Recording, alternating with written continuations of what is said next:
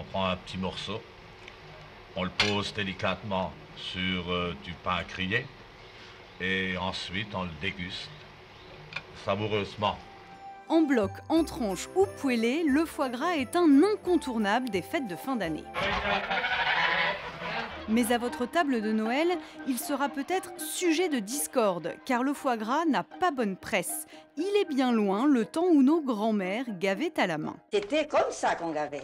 C'était il y a très longtemps, c'était en 1914 ça. Après, on a pris celui-là, ça va un peu plus vite, c'est mieux ça. Ça va un peu plus vite, mais pas assez. Hop là. Dans les années 70, la demande de foie gras augmente et une nouvelle machine fait son apparition. Maintenant, c'est avec la machine qu'on fait. C'est une machine électrique. Des machines électriques, oui. Vous voyez ça? On s'occupe de rien. On ne s'occupe de rien. C'est le début du foie gras industriel. Il se vend même en conserve et devient un produit de consommation de masse. Longtemps réservé aux gourmets fortunés, le foie gras est de plus en plus à la portée des bourses moyennes. On peut se demander si une véritable industrialisation de l'élevage n'est pas en train de naître, avec tout ce que cela comporte de mauvais, mécanisation, emploi d'aliments artificiels ou de substances nocives. Mais c'est surtout le gavage industriel qui est critiqué dès 1977. Le gavage tel qu'il est fait actuellement a souvent suscité la condescendance d'esprits chagrins, toujours soucieux de protéger les animaux. Des esprits chagrins qui vont de plus en plus se faire entendre. Alors, des éleveurs vont ouvrir les portes de leurs exploitations. L'objectif ?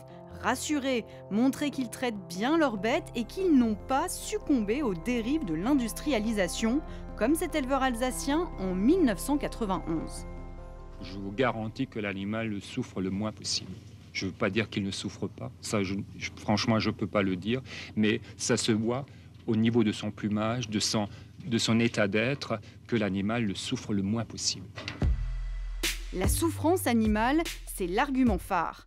En 2013, une vidéo de L214 dénonce les dérives de cette industrie.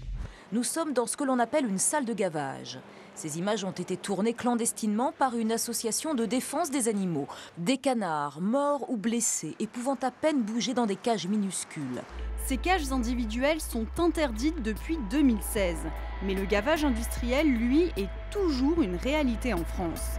Alors qu'au même moment, la ville de New York interdit la commercialisation du foie gras à partir de 2022. Bon appétit donc. Merci. Merci.